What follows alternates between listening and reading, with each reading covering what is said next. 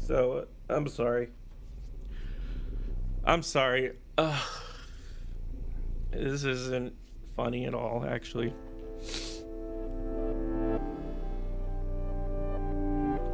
Okay, I'm gonna talk about something else.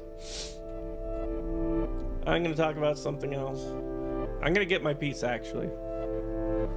An innovator, a leader, a pioneer. Once a titan of internet culture, this man can now be seen on the internet crying into a pizza on livestream. Once having run a site dedicated to essentially nothing in particular other than having fun on the internet, reality has hit this website creator particularly hard, as his health, finances, and family all at once crumble around him, like a modern-day Job, and the fun has simply disappeared. There is no image that better represents the state of something awful than watching its creator crying into a pizza. The forum, the website, and yes, the creator, Rich Lotax Kayanka, have hit a low point.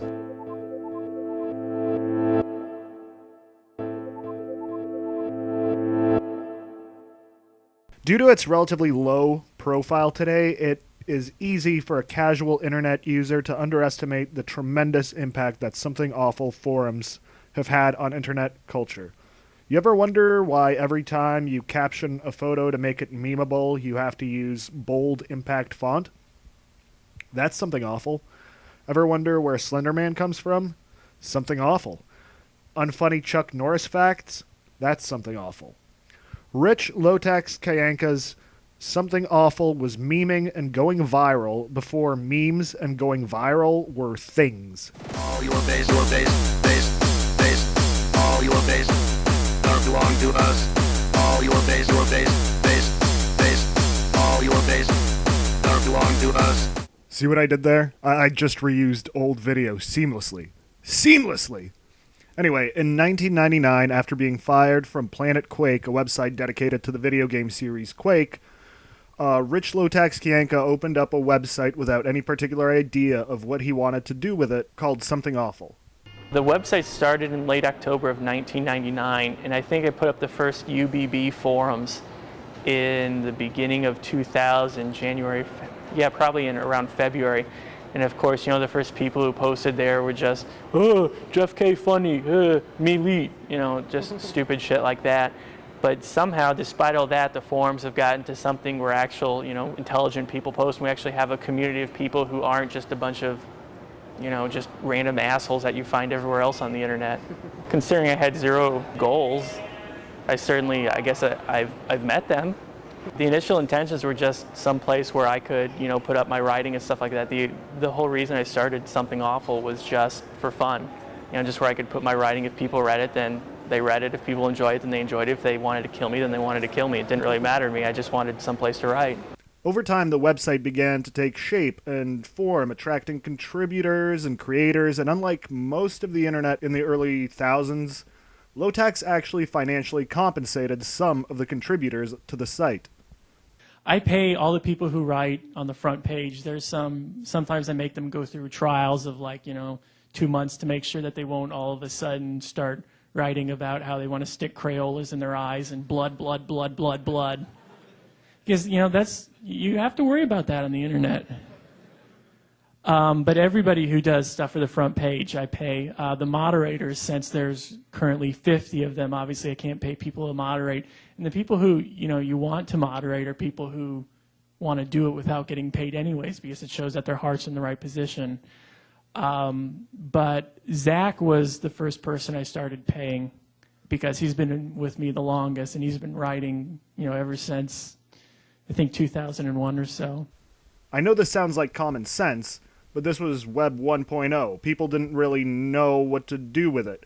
If you were an animator, you would post your videos on Newgrounds and link to your homepage where you would run some banner ads and hope and pray for a check for $20 to come in the mail a year later. Monetization was a fantasy for the amateur content creator. Lotax was able to compensate creators because Something Awful had a way of generating money outside standard advertising. The business model in theory works something like this. Forum members would pay a one-time fee of $10 to join the forums. This was kind of a way of committing to the website. This would filter out trolls and 13-year-old boys, while at the same time the investment into the website would motivate users to actually contribute in a meaningful way. The hierarchy, in theory, worked simply. It was an absolute dictatorship. On a website with around 100,000 users, of course, the dear leader couldn't rule alone. He would have the elite class of moderators watch over the population, dealing with day-to-day issues, while he would have the final say on rules and the direction of the website. Like I said, these were in theory. In reality, the SA business model was incredibly unstable. You have people signing up and paying once, while the servers and the writers and the mortgage has to get paid every month. It's not stable. As such, Something Awful still relied on ads as well as some more adventurous ways of generating revenue. For example, Something Awful popularized the idea of in-app purchases, I guess, allowing the users to buy an ad-free version of the forum, get special titles and special smileys, in the hope of continuing to generate revenue from users outside the one-time payment. Other methods of generating money were even more controversial, such as Lowtax partnering with the multi-level marketing firm Zango in order to sell shitty mangosteen drinks like an Amway lady to the forum users. Now, if you haven't heard of multi-level marketing or don't know how they work, it's trash. But I'm not an economist, and it's not really my area of expertise, so here's a quick explanation from Penn and Teller. See, this level is fine. 1, then 15. But hold on.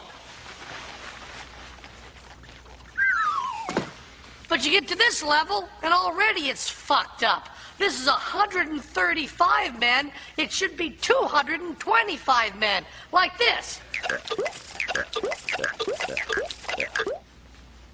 what the fuck is that? A fence? It should be, because by level 9, you have every man, woman, and child in the world, plus 32 billion aliens. All trying to sell each other bratwurst. The forum's rejection and mockery of this attempt at a business partnership led Lowtax to what has been referred to as the Mangosteen Meltdown, in which a furious Lowtax posted the following. So don't fucking buy it, don't fucking drink it, and don't fucking click my links. I mean, Christ. All I did was make this thread to support a product which actually pleasantly surprised me, and folks are voting this thread crap and suggesting I'm scamming them. I've said repeatedly that this was just my experience and in no way should indicate how everybody else will feel. I've said the links to Amazon were referrals, so I'm not trying to hide anything. Fuck it. I'm closing this thread. Fuck you and fuck GBS. I can never post a single goddamn thread in here without you faggots shitting it up some way or another. I should have learned my lesson long ago and never left the intelligent, rational forum where I don't have to deal with clueless idiots and morons like you people. I'm going back to fuck you and die and staying there, since it has a microscopic fraction of the retards and trolls populating GBS. I guess that should strike me as being ironic, but it's more sad to me than anything. Thanks for running me out of my own goddamn forum. The hierarchy also didn't exactly work as well in practice as it did in theory, mostly because after a while, Lowtax didn't want to spend all day moderating the moderators. He largely took a step back in order to cope with his depression and focus on other projects and left others in charge of the forums.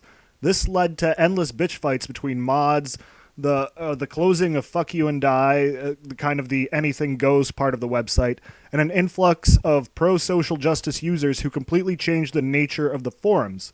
Older members had alternatives and as such chose to go to 4chan, Reddit, and countless other websites rather than try in vain to save Something Awful. Other than just working behind the scenes, Lowtax was initially very happy to bring the SA community together and to keep the website relevant in the zeitgeist. Oh, Jesus Christ, I hope I used that word right. As shown earlier in the video, Lowtax would happily do tongue-in-cheek lectures at colleges and even went as far as throwing a convention together for website users. Because it's Friday freaking night in the city of sin, and if you don't think the goons are gonna shake their moneymakers on the dance floor, you have just lost yourself a Las Vegas bet, my friend.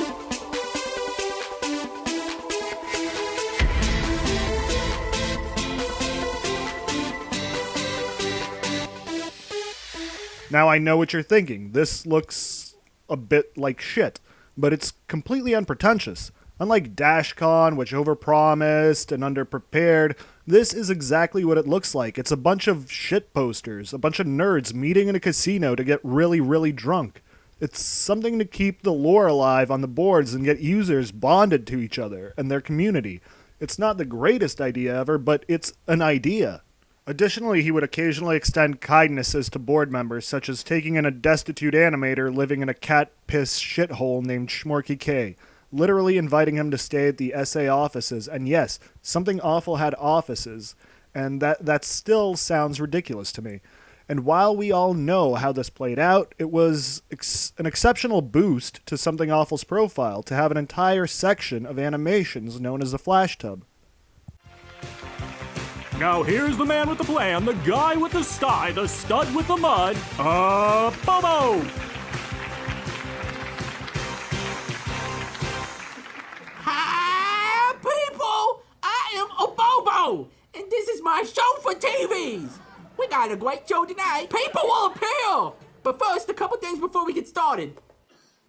You ever notice when you're eating apples and ham? I know I did. And what did they do with plums? I don't know. I plumb forgot. I can't read this one.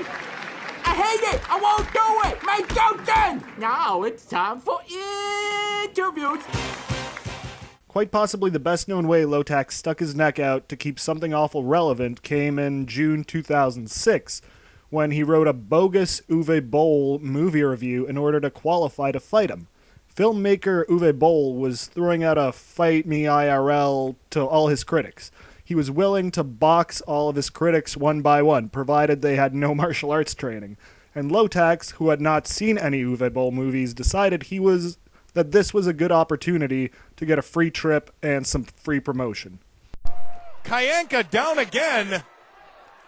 I'm a little concerned for Richard Kayanka right now. Uwe looks determined to do this. Fans, if you can see this, you can see, if you can get in close enough, you can see the determined look on Uwe Boll's face. He is not joking around, ladies and gentlemen. Richard Lotax Kayanka seems to be dancing around like this is some sort of joke. Uwe Boll, on the other hand, very serious, throwing some seriously big shots. He looks like a man that hits pretty good. I gotta say, I'm pretty impressed with Uwe Boll's left hook. He seems to put the body behind that pretty good. He leads with that left hook a lot, though.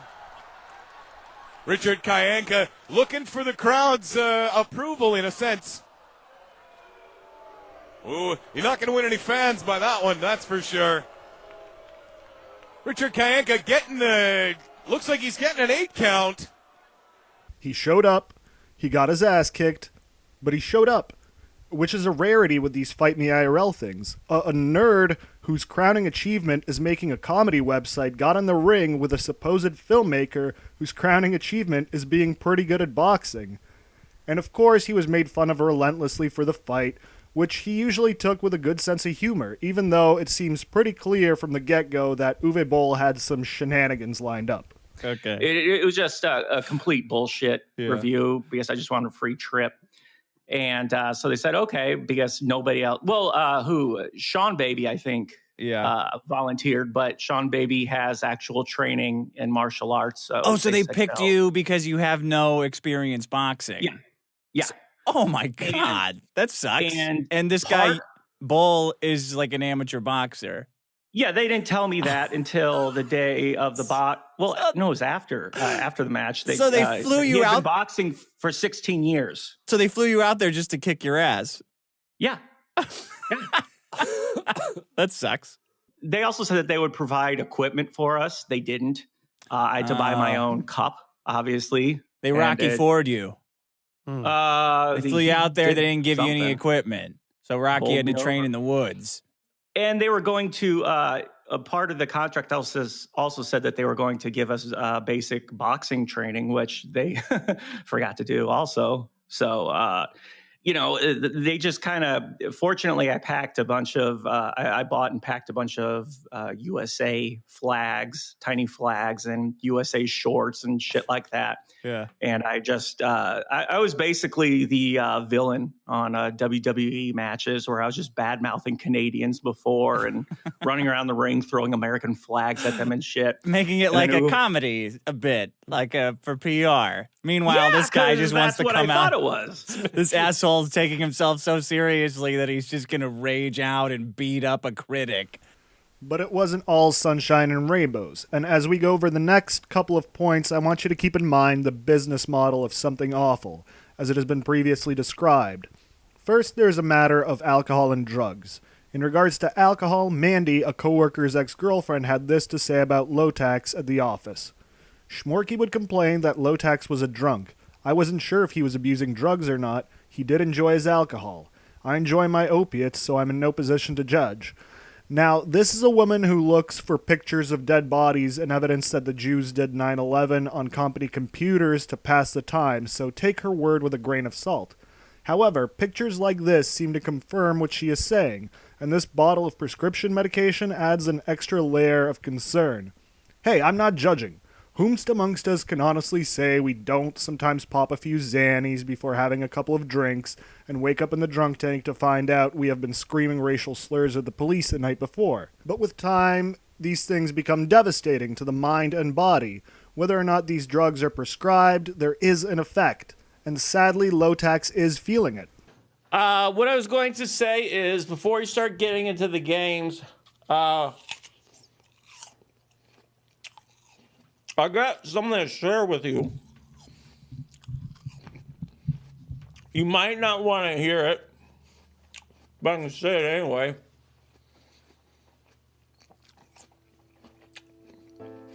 My dick doesn't work anymore.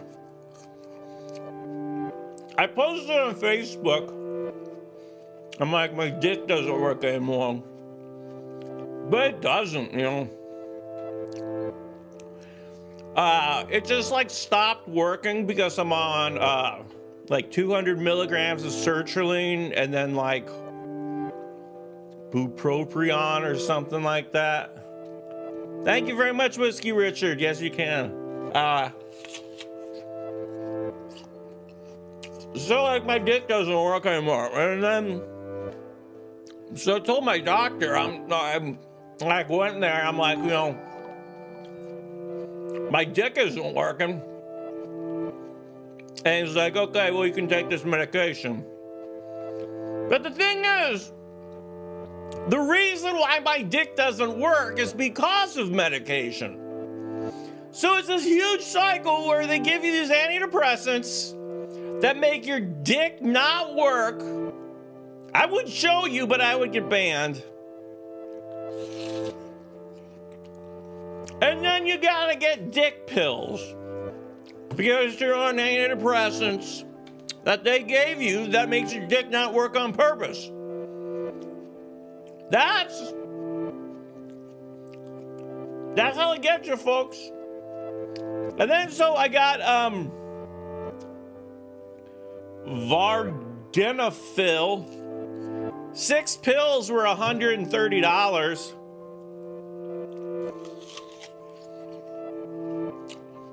But the thing that pisses me off is that my dick used to work great. You know, I used to fuck the hell out of shit. Just like fucking and everything. That's why I got like 50 kids that I don't see.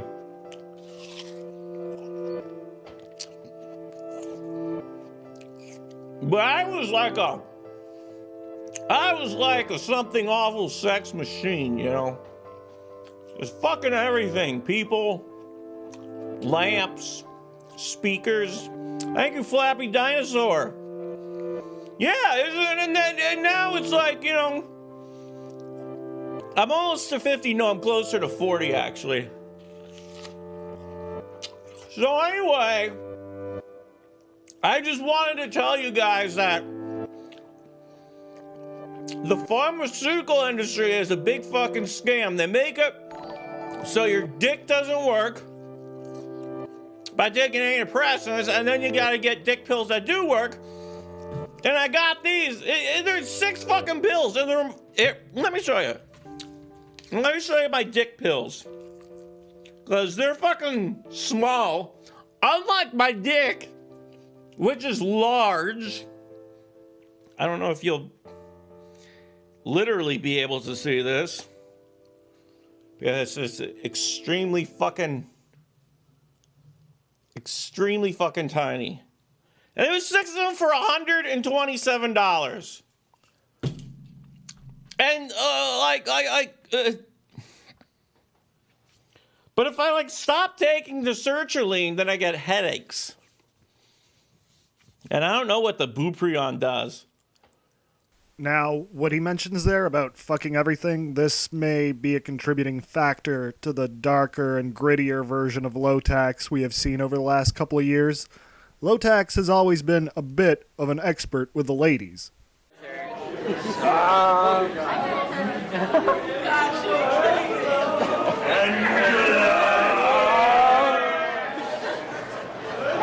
I'm so embarrassed.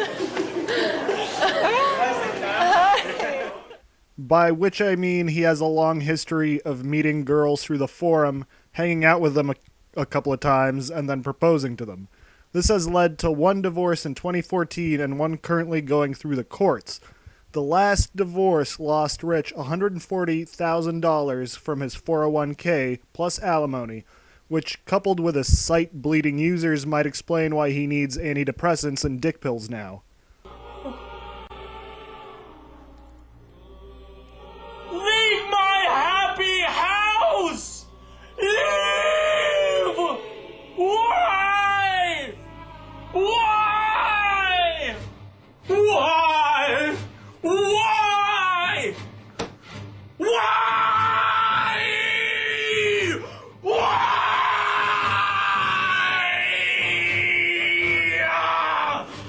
Ah!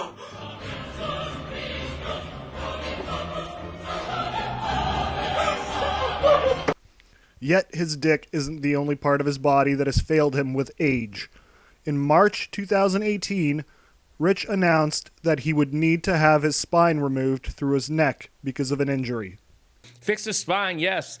My spinal surgery, of course, is coming up on Thursday morning, which is, out of all the Thursday mornings so far, this has been the first one where I get my spine actually removed.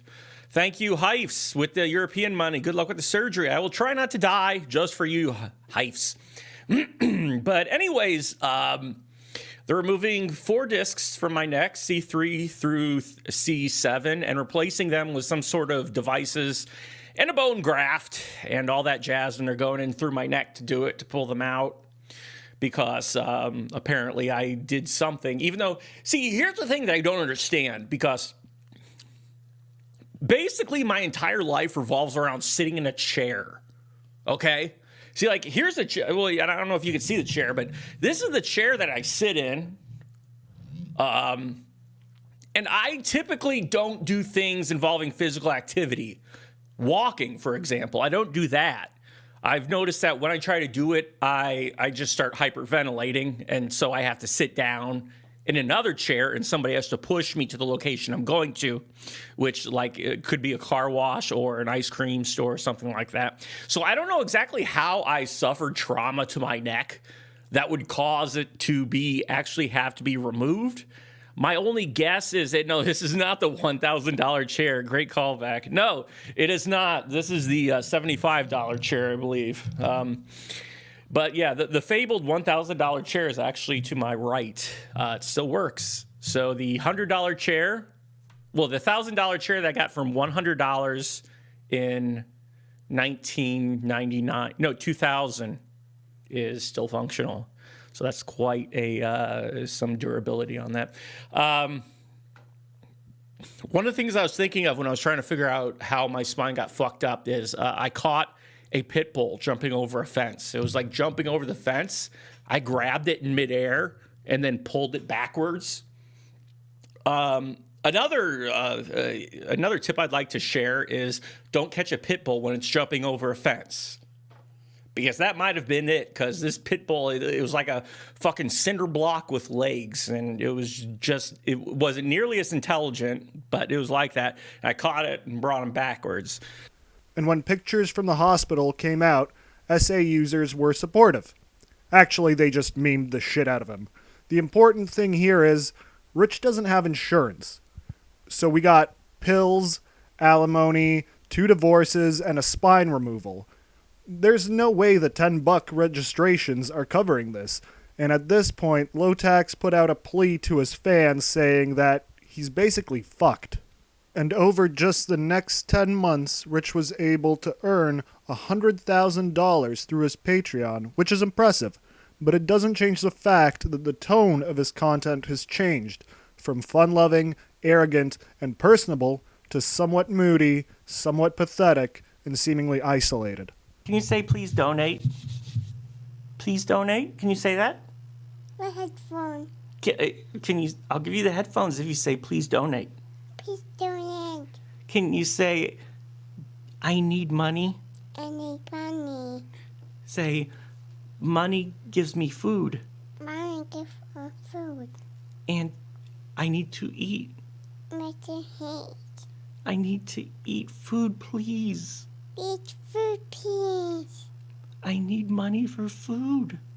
I'm taking mommy no food. I have no... Okay, hold on. Almost there. Say, I have no food. No food. Hungry. I'm hungry. Please help me. Please help me. Thank you. Okay, that was good. I just used you, by the way. Now, how did we get to the pizza? Well, as early as January 2018, his current wife Ashley has toyed with the idea of taking their daughter away from Lowtax and going to the police. The exact circumstances are unknown, but rumors are that he likes to get a little drunk and yell at his kids and ex-wives. Some rumors indicate that he might be yelling atheist shit at his religious children, which to me sounds really cool, but apparently some people don't like that.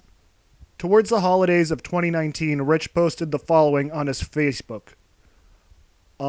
What's the word for when you're in the middle of a divorce and you're out of town and then your wife steals $3,000 from your business checking account, then disables her phone and takes a bunch of clothes and her pets and your daughter and flees the state, even though she has no immigration papers or driver's license?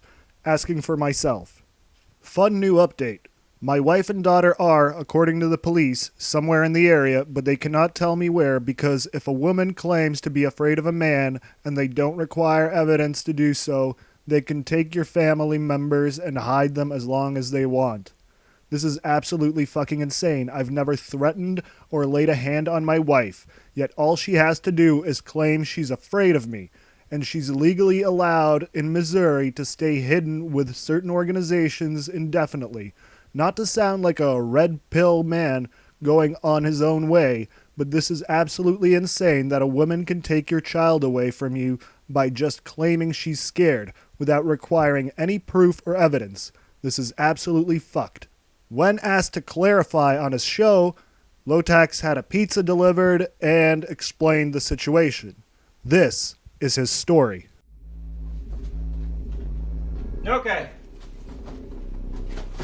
So anyways, what I was saying before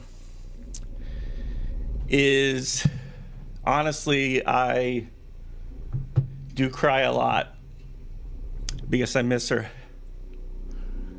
And it does not seem fair to me that I haven't been accused of anything. There's no restraining order, nothing.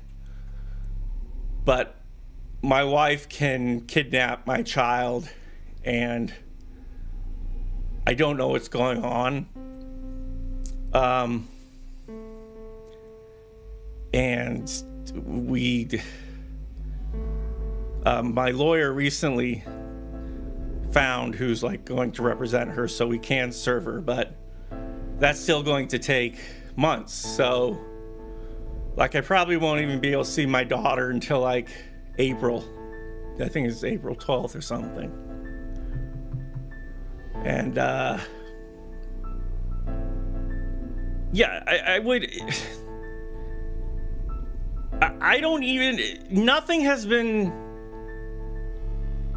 I haven't been accused of anything. She's in a battered woman's shelter. To the best of my knowledge, I have never battered woman.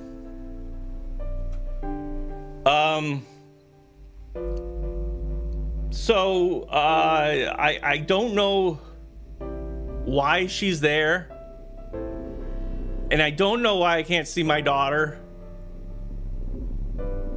And I would at least like to know what I'm being accused of. So it's I complained. I'm sorry. I complained about this on the last live stream too. So I'm sure everybody's getting fucking sick of me talking about my wife kidnapping my child. But yeah, I cry a lot, and honestly,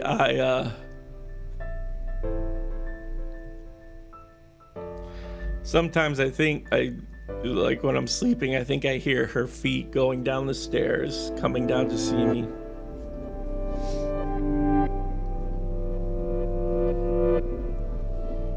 So, I'm sorry. I'm sorry. This isn't funny at all, actually.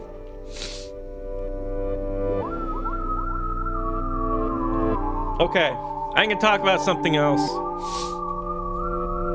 I'm gonna get my piece, actually.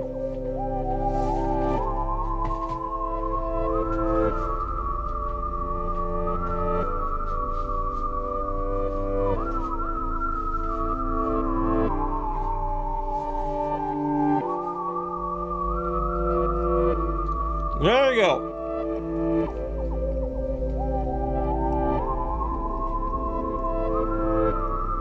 What happened to Lauren? Well, my ex-wife is collaborating with my current wife, who I can't divorce because she's in a shelter, and they're collaborating together. I know they have some stupid fucking plan that they came up with, and it's absolutely going to fall apart in court because there's nothing. Thank you, you're a sucker.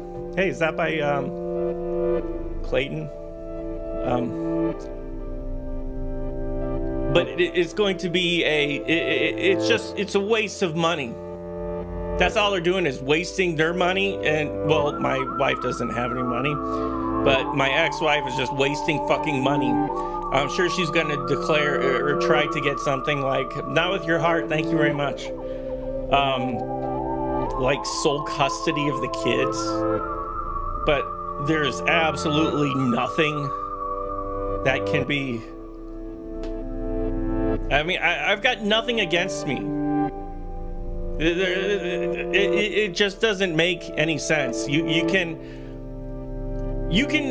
She's violating the parental agreement, and my lawyer said, just let her keep on keeping the kids there, because this is going to work against her. So they've got some plan. They're both keeping the kids away from me because I'm apparently some dangerous. They can't accuse me of being on drugs because I got the hair drug test and everything came back negative due to the fact that I don't do drugs. And but they've got some stupid fucking plan going on. And and my ex-wife just completely alienates the charge that you're bad at video games. No one can charge me of being bad at video games. I'll give you that. Please pick up the crowbar. Okay, there you go.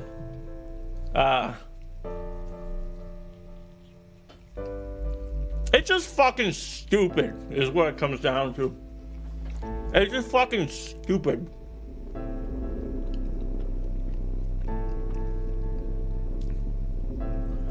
Should I be talking about my court case? Yeah. What is there to not talk about? I mean, like, what? I'm explaining what happened. And also, I just noticed the crowbar is going through my hand. I'm not actually holding it. It's going through my hand. Solares, thank you very much. Yeah, nice feet pics. Yeah, look after yourself. I listen to my lawyer. He's like straight up, and he like tells me what to do and what not to do and everything. I can talk about this shit because this shit happened. You know, if there was some sort of court case or legal stuff actually going on, which is not because the whole process is slow as shit, then that would be different.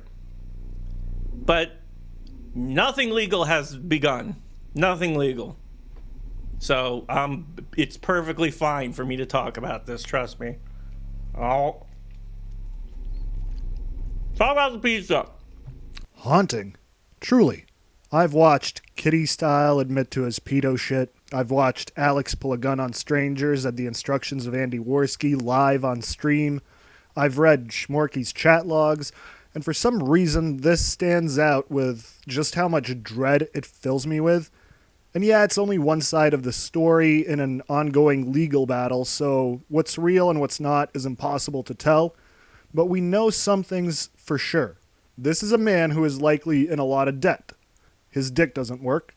He's on medication for depression. He's probably drinking a lot, and his kids have been taken away while his wife is hiding out in an abused women's shelter, and he's crying into a pizza on stream. This man is also Rich Lotax Kayanka, once one of the most influential people on the internet, and now he's hit a low point. There was a time when Fat Camelot did rise, and he did rise up, and Massa knock him down. Rise up, Camelot, rise up, Camelot, rise up and battle the boss man. And he did rise up and battle boss man, and boss man whipped Camelot, but he was in a strong Negro, and then he tore off Massa's fingers and ate them in the corner quietly while the other slaves cheered for Camelot, and then he ate their fingers, and he was king of the plantation until his squid took his soda can. But did they take my stuff but draw me? I am sad because they came and took the jings, okay? They took my salad.